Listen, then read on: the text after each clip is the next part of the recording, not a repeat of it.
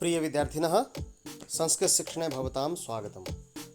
संस्कृतं कक्षा षष्ठी पंचमः पाठः वृक्षः।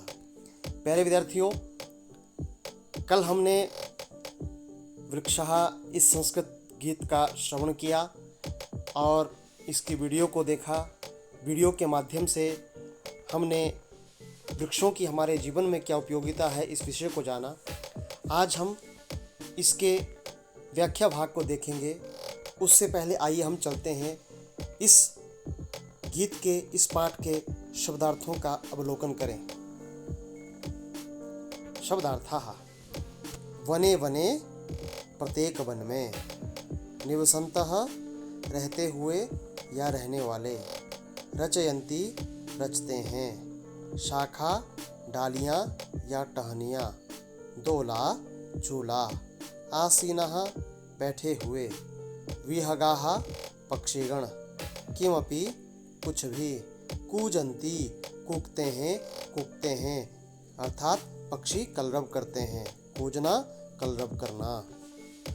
साधु जनः तपस्वी लोग, सज्जन सत्पुरुष इव की तरह, पिबन्ति पीते हैं, स्पृशन्ति स्पर्श करते हैं, नभः आकाश को, शिरस्सु सिर पर, वहन्ति ढोते हैं, पयोदर्पणे जल रूपी दर्पण में, जल रूपी आईने में, स्वप्रतिबिंबम अपने प्रतिबिंब को, अपनी छाया को, अपनी परछाई को, पश्यन्ति देखते हैं, कौतुकेन आश्चर्य से, कौतुकेन कुतूहल से, कुतूहल आश्चर्य, प्रसार्य फैलाकर, स्वछाया संस्तरणम, स्वछाया संस्तरणम, स्व मैंने अपनी, छाया मैंने छाया, संस्तरणम छाया रूपी विस्तरे को, सत्कारम आदर। ये इसके कठिन शब्दों के अर्थ।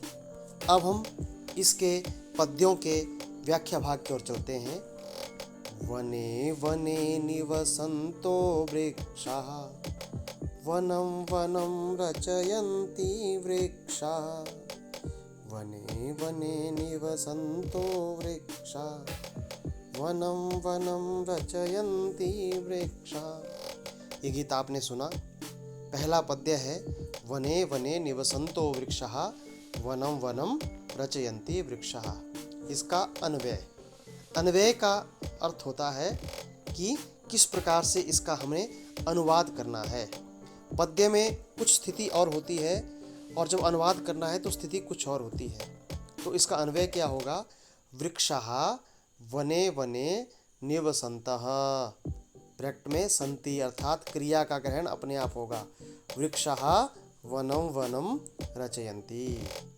क्या है? वृक्षाः शब्दार्थ देखते हैं कि वृक्षाः पेड़, वने वने प्रत्येक वन में, निवसन्तः रहने वाले, संति हैं, वृक्षाः पेड़, वनं वनं प्रत्येक वन को, रचयन्ति बनाते हैं।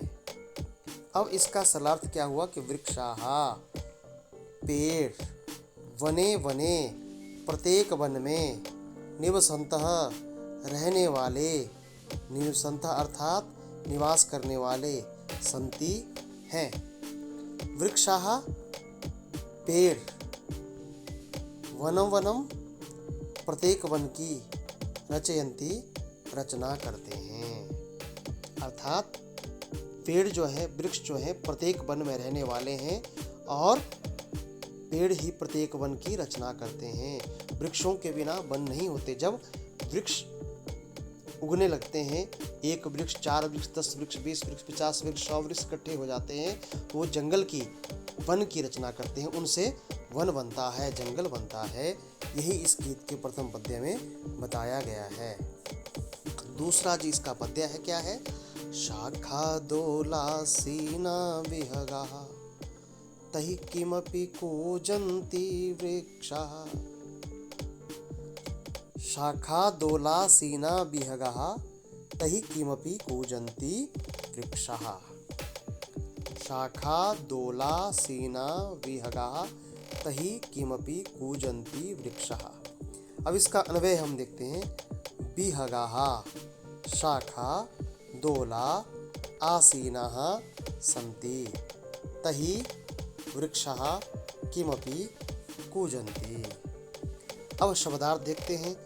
विहगाः विहगाः पक्षी, शाखा टहनियाँ या डालियाँ, दोला झूला, आसीनः आसीनः बैठे हुए, तहि उनसे, वृक्षः पेड़, किमपि कुछ भी, कूजन्ति कूकते हैं या कूक रहे हैं।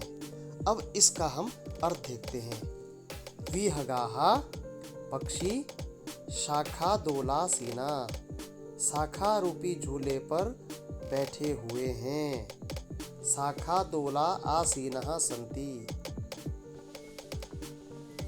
पक्षी शाखा रूपी झूले पर आसीनः बैठे हुए हैं, तहि उनसे, वृक्षः पेड़, किमपि कुछ, कूजन्ति कूक रहे हैं। अर्थात अपनी टहनियों पर बैठे हुए पक्षियों की चहचहाट के रूप में ये पेड़ कुछ कह रहे हैं। पेड़ हमसे कुछ ना कुछ कहते हैं, प्रकृति से कुछ कहते हैं।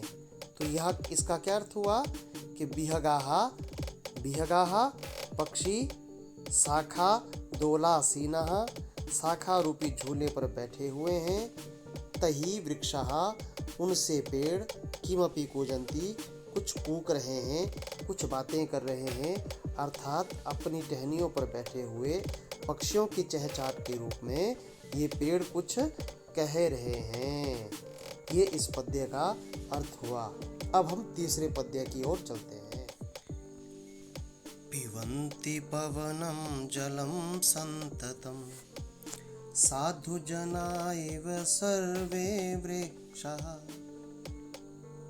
पिबन्ति पवनं जलं सन्ततं साधु जना इव सर्वे वृक्षाः। इसका अन्वय हम देखते हैं। साधु जना इव सर्वे वृक्षाः सन्ततं पवनं जलं पिबन्ति। अब हम अन्वय का शब्दार्थ देखते हैं। साधु जनाः अर्थात तपस्वी लोग, सत्पुरुष, इव की तरह, सर्वे सभी, वृक्षाः पेड़, सन्ततं निरंतर, पवनम वायु को, जलम पानी को या जल को, पिबन्ति पीते हैं। अब हम इसके सरलार्थ को देखते हैं। साधु जनाः इव अर्थात साधु जना, साधु जनों, इव की तरह अर्थात सत्पुरुषों की तरह, सर्वे सभी, वृक्षाः वृक्ष या पेड़, सन्ततं निरंतर, पवनम वायु, जलम और जल, पिबन्ति पीते हैं। सज्जनों की तरह, सत्पुरुषों की तरह ही पेड़ क्या करते हैं? निरंतर वायु का जो है वो पान करते हैं और पानी पीते हैं। वृष्टि से जो पानी होता है उस पानी को ग्रहण करते हैं, या नदी से, समुद्र से पानी जो है उनकी जड़ों के माध्यम से उन तक पहुंचता है, और पेड़ों का कोई आहार नहीं है। आज हम बस इतने ही पद्यों को पढ़ेंगे। अब हम कुछ गृह कार्य करेंगे। गृह कार्य क्या है? पठितानां पद्यानां सरलार्थः टिप्पणी पुस्तिकायां लिखत। जो हमने पद्य पढ़े हैं उनके सरलार्थ को हमने अपनी टिप्पणी पुस्तिका में लिखना है। दूसरा प्रश्न क्या है? उचितम पदम चित्वा रिक्त स्थानम पूरयत। उचित पद का चयन करके खाली स्थान भरना है। वृक्षाः डैश डैश रचयन्ति। वृक्ष क्या बनाते हैं? जलम जलम जल बनाते हैं, या वनम वनम क्या वनम वनम बनाते हैं, वन बनाते हैं। तो वो हमने सही है वो लिखना है। वृक्षाः डैश डैश पिबन्ति। क्या पीते हैं? दूध और जल पीते हैं या पवन और जल पीते हैं? जो पीते हैं वो यहाँ पर भरना है। और तीसरा प्रश्न है विभक्ति वचनानुसारम अर्थान लिखत, अर्थात विभक्ति और वचन के अनुसार अर्थ लिखें। जैसे वने वने, वन वन में, सप्तमी विभक्ति एक वचन का ये रूप है जिसका अर्थ होता है, सप्तमी किसके अर्थ में आती है? वन में।